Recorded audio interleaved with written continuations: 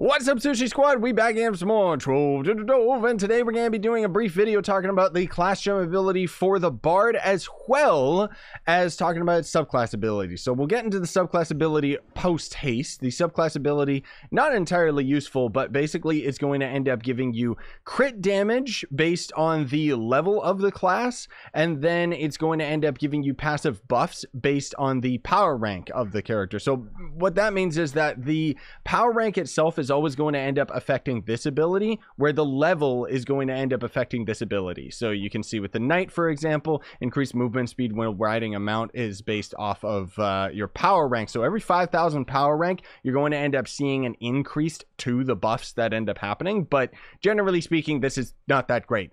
So basically what the subclass is going to end up doing is sing yourself a little song when you head into battle. When attacking, you will gain a jubilant, peaceful, and battle song buffs in that order. So those buffs are going to end up being very, very slow in how they're going to end up working. Like they basically have like an internal cooldown, which kind of sucks. So let me see if I can end up just grabbing the subclass ability right here. Okay, so basically it says that when the jubilant buff ends up happening, it's going to end up increasing your movement speed by 2% or 15% at max level, which would be at full-on 35k power rank. And your max energy is going to end up increasing by 2% and up to 15% at max level. So max power rank once again. The internal cooldown is actually 15 seconds long, and each of these buffs lasts for 3 seconds, so they're pretty useless.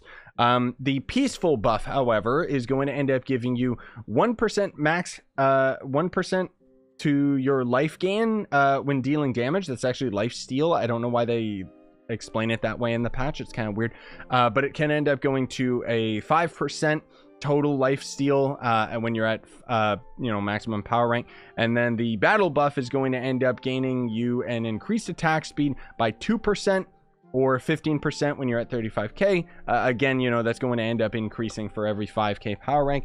You're also going to end up getting extra crit hit percentage by 2% or a full-on 15%. So not bad for a subclass ability. It's just that there's other ones that are going to end up complementing you more likely. I don't know.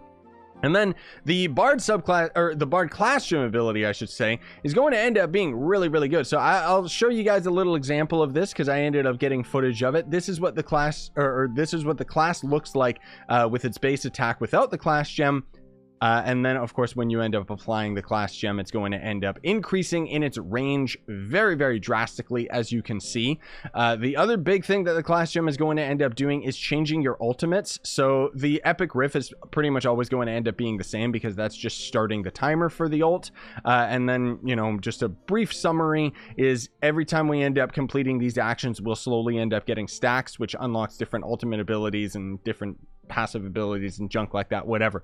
But there's going to end up being 3 different ultimates that we're going to be focusing on, and the class gem is basically going to end up buffing all of them. So the jubilant, or the green buff that ends up giving you the movement speed, is going to increase your movement speed from a basically without the class gem, you're going to have 25% increased movement speed and 30 max energy, but with the class gem, you're going to end up having 40% movement speed and 50 max energy. And then the peaceful buff that barely anybody uses, but it does end up giving you life steal, is going to end up making it so that heals nearby allies by 20% of max health and buffs them with 8% life gain when dealing damage. So life steal, life leech, whatever.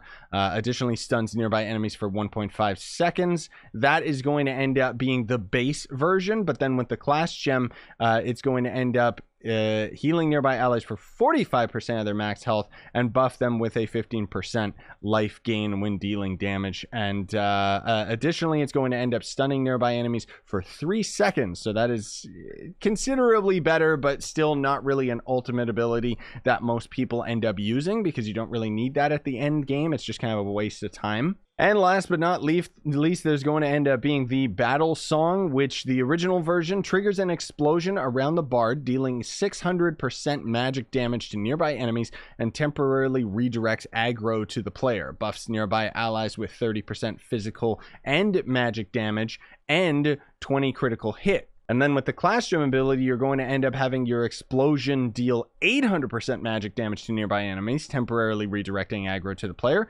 Buffs nearby allies to gain 45% physical and 45% magical damage, and you end up getting 45 crit hits. So that is considerably better. Once again, you are definitely going to end up getting the class gem on this character. There's some characters in the game where you don't really need to get their class gem ability, but this one is just outright way better than just not having it.